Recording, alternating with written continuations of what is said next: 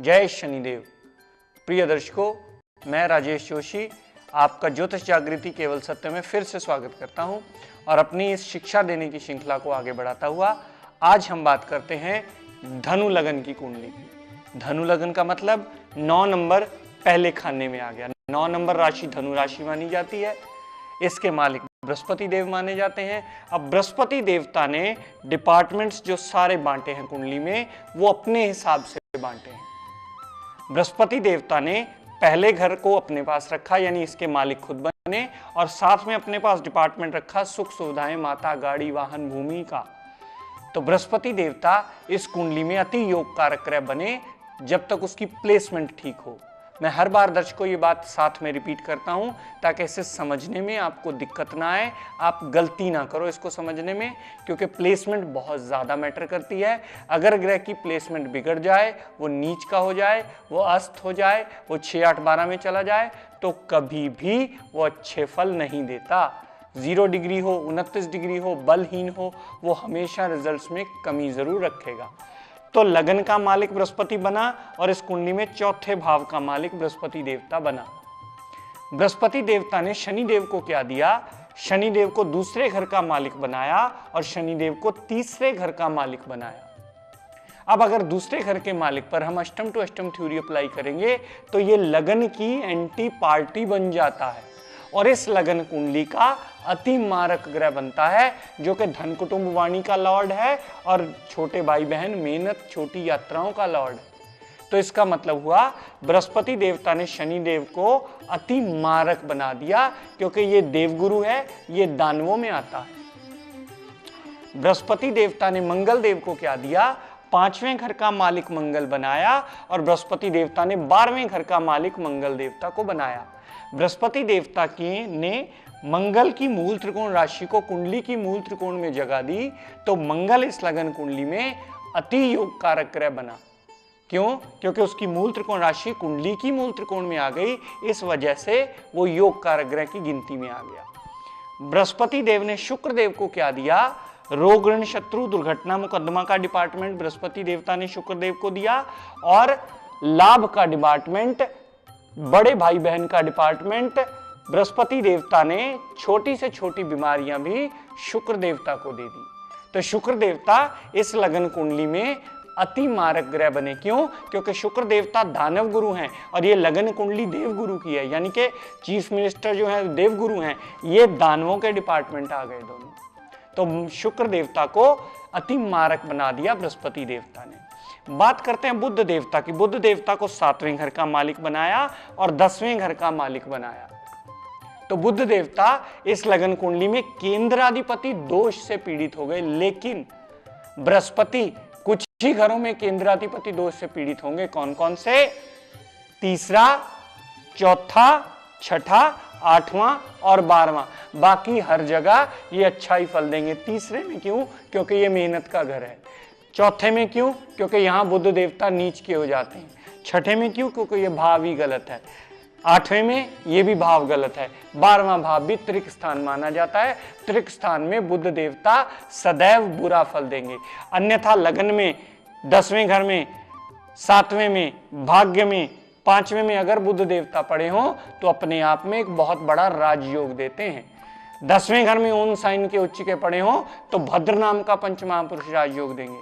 ये मैं सब उन पंडितों को भी बताना चाहूंगा जिनके दिमाग में एक ही चीज फिट हो जाती है कि दूसरा घर मारक और 7वां घर मारक। यहाँ 7वें घर के लॉर्ड की प्लेसमेंट डिसाइड करेगी कि वो मारक बना कि वो कारक बना। अगर वो यही 7वें घर में ऊन साइन का पड़ा होगा तो भी वो पंचमहापुरुष योगों में भद्र नाम का पंचमहापुरुष योग बना देगा। इस बात को समझना है, ध्यान देना है इस बात पे। बात करता हूं चंद्रमा देवता की। बृहस्पति देवता ने चंद्रमा देवता को सबसे बुरा डिपार्टमेंट दिया। क्यों? क्योंकि जब चंद्रमा सुप्रीम पावर में आए थे तो उन्होंने धनु राशि को 6ठा घर दिया था। तो उसी परंपरा को निभाते हुए बृहस्पति देवता ने चंद्रमा देवता को कुंडली का सबसे बुरा घर दे दिया। इस कुंडली का सबसे अगर कोई मारक ग्रह है शनि शुक्र के साथ, तो वो है चंद्रमा देवता। जहां बैठेगा, जहां देखेगा, जहां जाएगा, उस घर का नुकसान सदैव करेगा जब तक वो विपरीत राजयोग की कंडीशन में नहीं आ जाता। बात करता हूं सूर्यदेव की। सूर्यदेव को भाग्य का डिपार्टमेंट दे दिया। देवगुरु ने पिता को मान देते हुए, पिता की पदवी को सम्मान देते हुए भाग्य का डिपार्टमेंट सूर्यदेव को दे दिया। तो सूर्यदेव इस लगन कुंडली में अति योग कारक ग्रह हो गए। लेकिन यही सूर्यदेव अगर उठ के 12वें में, 6ठे में, 8वें में या एकादश में या यहाँ तीसरे घर में आएंगे तो ये कभी अच्छा फल नहीं देंगे। यहां फिर बात आ गई प्लेसमेंट की। भाग्य का मालिक तो बृहस्पति देवता ने बुध इस सूर्यदेव को बना दिया, लेकिन अगर यही सूर्यदेव अष्टम में पड़े होंगे, कभी पिता का सुख लॉन्ग रन में नहीं मिलने वाला।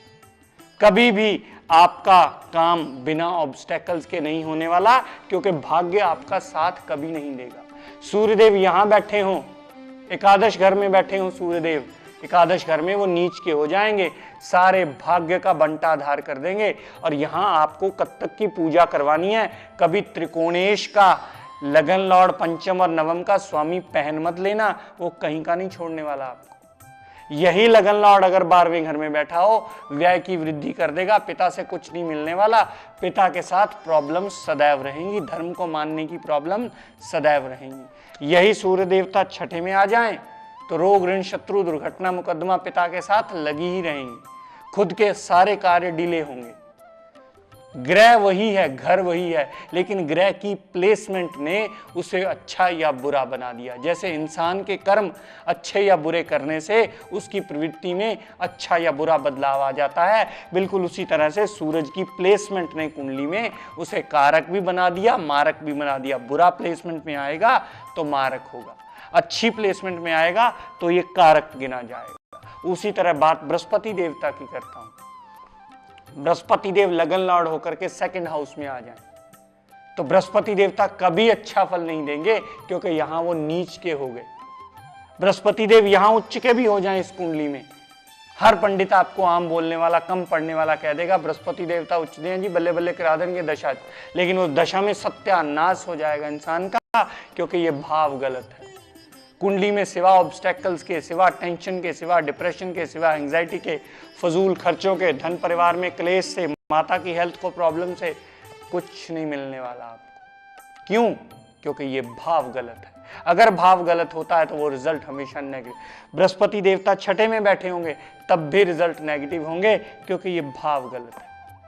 बृहस्पति देव पंचम में, सप्तम में, नवम में, दशम में, एकादश में बैठे होंगे तो सदैव अच्छा फल देंगे। जिस घर में बैठेंगे, इन घरों को केंद्र में या त्रिकोण में, सदैव अच्छा फल देंगे। और कहीं बैठे होंगे कभी अच्छा फल नहीं देंगे, उसमें कमी करेंगे अच्छे फल। बात मंगल देवता की करो। यही मंगल देवता जिसको हम त्रिकोण का स्वामी मानते हैं, बहुत अच्छा मानते हैं, लेकिन यही अगर कुंडली में यहां आ जाए, नीच का हो जाए, तो यही मंगल आपका सत्यानाश करने वाला है। क्यों? क्योंकि पेट संबंधी, औलाद संबंधी, अनसर्टेन लॉस संबंधी सारी चीजें नीच की हो गई, व्यय भी आपका नीच में चला गया। सब तरफ से आपको प्रॉब्लम्स आने वाली हैं अगर मंगल यहां नीच का अष्टम भाव में पड़ा है तो। अगर मंगल यहां उच्च का पड़ा होगा तो अपनी दृष्टि अपने घर पे डालेगा, अपनी वाणी के लिए अच्छा हो गया, परिवार के लिए अच्छा हो गया, पुत्र प्राप्ति के लिए अच्छा हो गया, ऑब्स्टेकल्स के रिमूव करने के लिए अच्छा हो गया, पिता को मेहनत करने के लिए अच्छा हो गया। मंगल देवता लगन में पड़े हो तो बंदा बुद्धिमान, मंगल देवता 4थे घर में पड़े हों तो माता के साथ बड़ी अटैचमेंट, मंगल देवता 10वें घर में पड़े हों, अपने अति शत्रु के घर में पड़े होने के बावजूद भी ये अच्छा फल देंगे, क्योंकि यहाँ ये दिशा बली हो जाते हैं। मैंने पहले चार्ट्स में समझाया था, शायद आपको याद हो। 10वें घर में अगर मंगल आएगा तो दिशा बली होगा, अपने दशा अंतरदशा में बंदे को हार्ड वर्क करवाएगा, पर्सनैलिटी पे दृष्टि डालेगा, पर्सनैलिटी इंप्रूव करेगी, माता पे दृष्टि डालेगा, यहाँ सुख सुविधाएं बढ़ाएगा, यहाँ दृष्टि डालेगा तो पुत्र प्राप्ति का योग देगा। तो ग्रह वही है, लेकिन उसकी प्लेसमेंट डिसाइड करेगी वो कितना अच्छा या कितना। यही मंगल देवता 6ठे में चला जाए, 6ठा उसका कारक भाव है, लेकिन ऑब्स्टेकल साथ में देगा, संतान संबंधी कष्ट सदा रहेगा, पिता के साथ प्रॉब्लम्स बनी रहेंगी।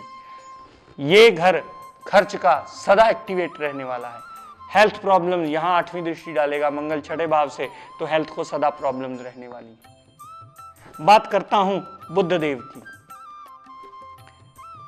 1, 2, 3, 4, 5 और 6, इनमें से यहां वो खराब करेगा, बुध यहाँ खराब करेगा और पूरे त्रिक में खराब करेगा, बाकी हर जगह अच्छा रहेगा। यहाँ क्यों खराब करेगा? क्योंकि यहाँ वो नीच का हो जाता है, नीचता के रिजल्ट देगा, हमेशा प्रॉब्लम्स बनी रहेंगी। दाम्पत्य सुख संबंधी प्रॉब्लम्स और कामकाज संबंधी प्रॉब्लम्स अगर इन 4 घरों में या तीसरे घर को साथ जोड़ करके 5 घरों में, तीसरा, चौथा, छठा, 8वां और 12वें में अगर बुध होगा तो ये प्रॉब्लम्स देगा। बात करता हूं दर्शकों चंद्रमा देवता की। चंद्रमा देवता यहां नीच के हो जाएंगे, विपरीत राजयोग की स्थिति आ जाएगी, यहां अच्छा फल देंगे। यहां उच्च के हो जाएंगे, यहां विपरीत राजयोग की स्थिति आ जाएगी, यहां अच्छा फल देंगे। लेकिन शर्त वही है पुरानी कि लग्नेश कहीं ना कहीं अच्छी स्थिति में बलवान जरूर होना चाहिए, ताकि वो विपरीत राजयोग की स्थितियों को सही दिशा में भोग सके। अगर वो नहीं होगा तो वो कभी अच्छा रिजल्ट नहीं देने वाला। सूर्यदेव की बात करूं, शुक्र देवता की बात करूं, सूर्यदेव योग कारक है, प्लेसमेंट के अकॉर्डिंगली अच्छे बुरे होंगे। बात शुक्र देवता की करूं, शुक्र देवता यहां प्लेस्ड हो जाएं, पूरी जिंदगी बंदा कभी अपना कामकाज नहीं कर पाएगा, क्योंकि यहां वो नीच के हो गए। नौकरी के लॉर्ड को उठा के नीचता में, सबॉर्डिनेशन में रख दिया, लाभ को उठा के नीच में रख दिया। सदैव अंडर सबॉर्डिनेशन या जॉब वर्क कर सकते हैं, इन्वेस्टमेंट लगा के कोई काम नहीं कर सकते, ये याद रखिएगा इस बात को। शुक्रदेव यहां उच्च के हो जाएं, बीमारी को उच्च का करके माता को दे दिया, गाड़ी वाहन भूमि सारी चीजें लेने के लिए लेट लतीफी होएगी। यहां शुक्र उच्च के हो गए, यहां शुक्र दिशा बली भी हो गए। दिशा बली होने के बावजूद ये मारक है, तो इस घर को ये डिले करेगा, माता से बनने नहीं देगा कभी भी।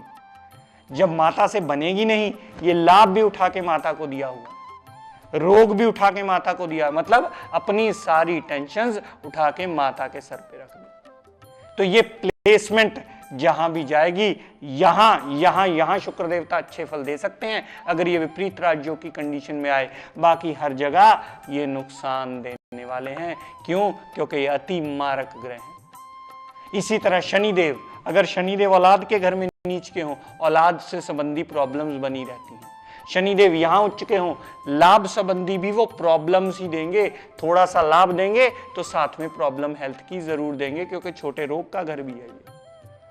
तो मारक ग्रह 3 बने, शनिदेव, शुक्र देवता और चंद्रमा देवता। ये दोनों तो विपरीत राजयोग की कंडीशन में आ सकते हैं, लेकिन शनिदेव विपरीत राजयोग की कंडीशन में भी कभी नहीं आते, इस बात का ध्यान देना होगा। कारक ग्रह भी अगर इल प्लेस्ड हो जाए तो वो मारक हो सकता है। अगर मारक ग्रह विपरीत राजयोग की कंडीशन में आए तो ही वो मारक होगा, अन्यथा वो कभी रिजल्ट नहीं देगा। त्रिकोणेश धारण करने से पहले तीनों त्रिकोणों की स्थिति जरूर देख लीजिएगा, कहीं ऐसा ना हो कि आपने पेंडेंट डाल लिया और आपको नुकसान शुरू हो जाए।